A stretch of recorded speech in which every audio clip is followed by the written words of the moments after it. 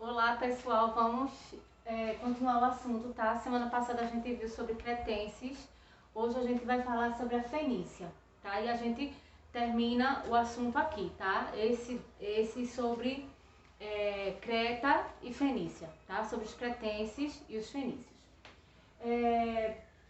Vocês vão ver que tem muita coisa diferente, tá certo? Apesar deles serem voltados para a navegação, tá? Tanto os cretenses quanto os fenícios, eles viviam do comércio, né, além do mar. A Fenícia, tá certo? Ela não formou um estado unificado, tá certo? Feito os cretenses.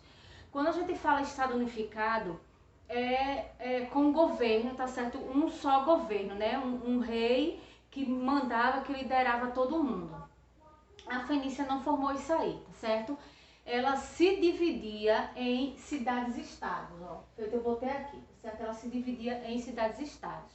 A forma de governo vai ser diferente dos cretenses. Estão lembrados semana passada que eu falei que a forma de governo dos cretenses era baseado, tá, na monarquia teocrática, né? Ou seja, além de ser teocrática, ela era absoluta, né? Ou o que é que eu quero dizer com isso? Lá nos cretenses, o rei, tá? Que era Minos, ele vai ser rei por ordem de um deus, tá? Que no caso era a deusa mãe, né? Porque eles cultuavam uma deusa principal, né? Que lá eles davam valor mais à mulher do que ao homem, né? Então era mais matriarcal, né, no caso.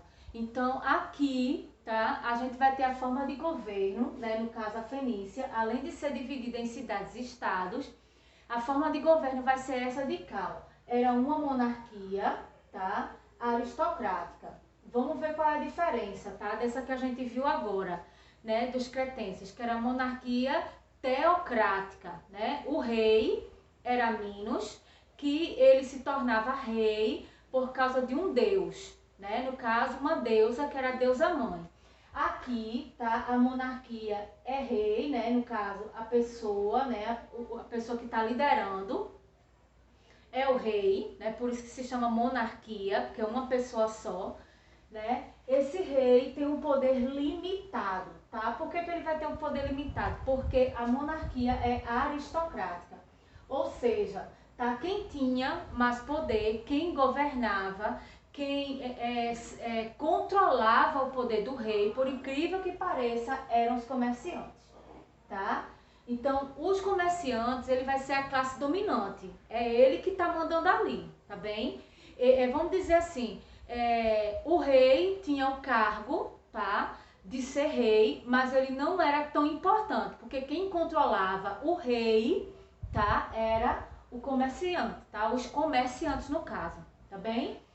Aí vamos lá, tá? Por isso que eu botei, ó. A monarquia era aristocrática, por quê? Porque existia o rei, o poder do rei era limitado, tá limitado por quem? Pela classe comerciante que controlava o rei, certo? Pode fazer esse esqueminha aí para vocês se orientarem quando forem estudar, tá? Aí a gente vai continuar vendo, tá, a Fenícia, e a gente vai falar agora das principais cidades, tá? Lá nos cretenses a gente tinha Quinócios e Faístos, tá? Que se destacaram por causa das grandes obras, tá bem? Como o Labirinto, né, que a gente já viu semana passada. A gente vai agora para as principais cidades da Fenícia, que não vão ser duas, vão ser três, tá? Biblos, tá certo? Sidon e Tiro, tá? Vamos lá. A palavra, por incrível que pareça, tá certo? A palavra biblioteca vem de Biblos, tá? Por quê? Porque Biblos era uma cidade onde se tinha grande quantidade de papiro e lá se fazia, tá? Muitos livros, vamos dizer assim, tá? Então existia muitos livros, muitos manuscritos, tá? Feitos com este papiro. Por isto a palavra Biblos dá a ideia de biblioteca, tá bem? Apesar de que a primeira biblioteca, a maior de todas, tá? Foi em Nínive, tá? Mas aí a gente tem, né, a palavra biblioteca por causa da palavra biblos, porque talvez a origem, tá, lá em Nínive, os manuscritos eram a maioria em argila, né? Então a gente vai ter aqui o papiro, já no caso do papel, bem parecido com os livros, né, que vão dar início, que vão dar futuramente a ideia de um livro, né, um conjunto, tá? A enciclopédia, no caso, né? Então, Biblos, ela ficava ao norte da Fenícia, tá bem? Ela foi a primeira cidade a se destacar, tá certo? Principalmente por quê? Porque ela, tá, mantinha relações comerciais com Chipre, que fica na África, tá? E com o Egito, que também fica na África. De Chipre, ela fazia comércio, tá? Ela obtinha madeira, e do Egito vinha o papiro, que era de onde ele fazia, tá? Os livros, os manuscritos e por aí vai, tá bem? Depois a gente vai ter Sidon, tá? Que vai impor a sua supremacia depois de Biblos, tá? Então, Biblos, ela se destaca. Depois, tá? Vem Sidon, que ela vai se destacar melhor que Biblos, por causa de quê? Porque ela vai começar a criar entrepostos, tá? Entrepostos comerciais, que seria o quê? Seria negociação com outros países, tá? Com outras regiões. No caso, né, Biblos, ela só vai fazer comércio, só vai manter relação comercial com Chipre e com o Egito, tá? Então aqui a gente já vai ter uma relação, né, maior com outras regiões, outros lugares. Aí, vê bem, principalmente, tá, Sidon, ele vai se destacar, preste bem atenção, tá? Biblos vai se destacar por causa do papiro.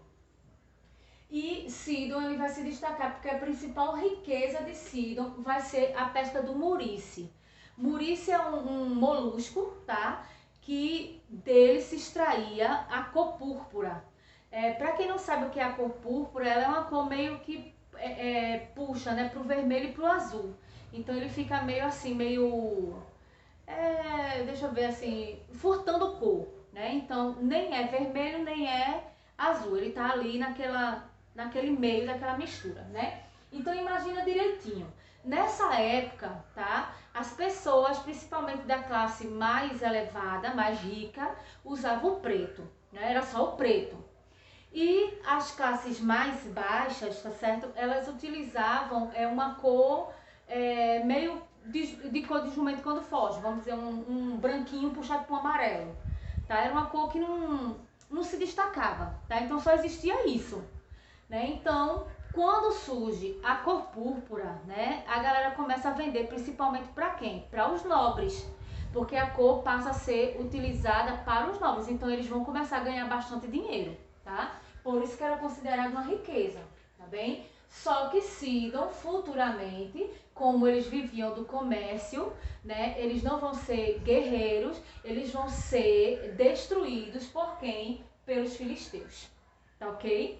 Aí vem a vez de Tiro, tá? Que vai ser a última cidade a obter liderança, e essa liderança só vem depois que Sidon é invadida e destruída pelos filisteus, tá bem?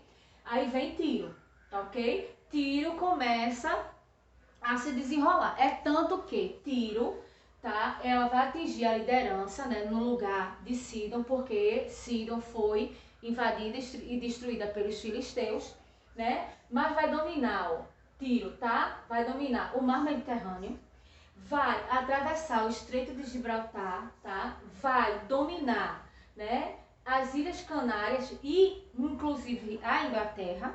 E a última conquista e principal delas, tá certo, vai ser Cartago, que fica na África. Então vamos dizer que Tiro formou aí um pequeno império, tá? Uma coisinha que antes eles só viviam só do comércio, tá? Ali no mar, né, aquela coisinha pouca. Então construiu, né, se desenvolveu aquele pequeno impériozinho ali deles, tá? Só que é o seguinte, como eles estão crescendo, tá? Você pode ver que eles estão formando um pequeno império. Isso vai causar, tá? Uma certa, vamos dizer assim, um certo desafio para outros povos que já estavam na frente, né? Que já se achavam poderosos, né? Então, esses outros povos vão dar um jeito de dominar, tá? A cidade de Tiro. Então, Tiro, ele vai ser dominado por quem? Pelos assírios. Depois, tá certo? Quando tá na mão dos assírios, vem Nabucodonosor. Estão lembrados de Nabucodonosor, que foi o rei da Babilônia, tá? Aquele que morreu maluco da cabeça, né? Ele vai, tá? Ele vai ser invadido, né? Nabucodonosor, ele vai ser invadido pelos persas. E os persas vai ser dominado por quem? Por Alexandre Magno.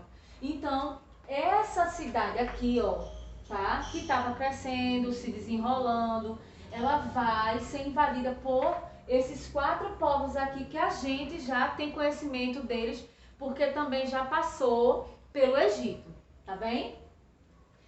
Eles se desenvolveram, tá? Eles quem? Tá? No caso, os fenícios, né? Que é mesmo quem a gente está trabalhando. Por quê? Porque os fenícios são divididos em 3 cidades, tá?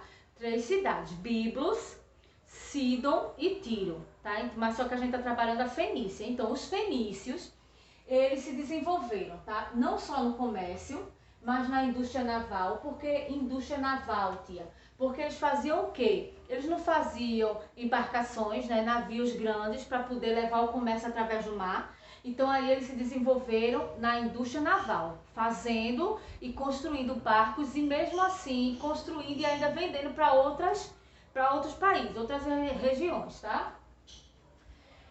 Se destacou também na produção de tecido. Por quê? Porque eles faziam o tingimento, tá, daquele tecido com a cor púrpura, que eles extraíam de onde? Do muris, que era um molusco, tá? E na metalurgia, tá certo? Que era justamente transformar o ferro, tá, em cadeiras, em objetos, em pequenos armamentos, tá bem? Então, vê só. Então, ele não se desenvolveu, tá certo, somente no comércio, e sim na indústria naval, por causa dos navios, na produção de tecido, por causa da cor púrpura, tá certo, retirada lá do Murici, e da metalurgia, que era, tá certo, os metais, né, como principalmente o ferro, né, para produção de pequenos armamentos, tá? Como espadas, facas e por aí vai, ok? Então, vê só. Uma coisa que eu botei aqui, ó, importante, tá? Vamos dizer assim, uma observação. A importância, tá? Eles davam importância bacana para a floresta do Líbano. Por quê? Porque a floresta do Líbano, como era chamada, tá? A floresta de onde eles retiravam a madeira, né? Então é o seguinte, tia, mas eles compravam madeira, certo? A madeira, tá, que era necessária para construir a casa, para fazer móveis, vinha de fora. Mas a madeira, tá, utilizada na floresta do Líbano era importante e necessária para a construção de quê? Dos navios, tá bem? Então, eles não compravam madeira vinda de fora, eles utilizavam a madeira da floresta do Líbano porque era mais forte e mais resistente. Por isso que os fenícios se desenvolveram melhor do que os cretenses, tá, na questão de fazer as embarcações, ok? Então, eles também, tá, importavam o ferro, a prata, tá certo? Isso da Península Ibérica, tá? Ali perto das áreas, né, de Portugal e Espanha, né? Os escravos, o ouro e o marfim vinham da África, tá? E o papiro e o trigo também vinham da África, tá bem? Então, ferro, prata da Península Ibérica, escravos, ouro, marfim, papiro e trigo vinham do Egito, certo? Então, exportavam joias, vasos, estatuetas e tecidos, ok? Exportavam, né? Então, vem aqui. Para a gente terminar, a gente vai ter, tá, as pessoas importantes na Fenícia, né, que vamos dizer assim, a sociedade, as pessoas que faziam parte, que moravam lá. A gente já sabe que as pessoas mais importantes vão estar aqui, ó, tá, na aristocracia, que são os comerciantes. Então, eles estão na camada dominante, tá? A camada dominante é aquela que manda, tá? Então, quem é que fazia parte da camada dominante? Os comerciantes, que eu já mostrei lá. Os aristocratas, quem eram os aristocratas? Os donos de terra. Então, quem tinha terra era, tá certo, considerado também uma pessoa de influência, tá? Porque tinha dinheiro, não era todo mundo que tinha terra. e os sacerdotes, tá? Então estava na classe dominante os comerciantes, os donos de terra, né, os aristocratas e os sacerdotes, ok? Abaixo, tá, que era a camada, né, a classe dominada, estava quem? Tá? Os comerciantes e os artesãos. Abaixo da classe dominada estava os não privilegiados, que eram quem? Os escravos, tá certo? Eram aqueles não privilegiados. Então, eles estavam ali somente para trabalhar para a classe dominante, tá? E também para a classe dominada, porque os pequenos comerciantes aqui, ó, tá? Bota aí, tá certo? Tinha esquecido de botar aqui, pequenos comerciantes. E os artesãos podiam ter escravos, tá? Então, até a próxima aula. Se cuidem.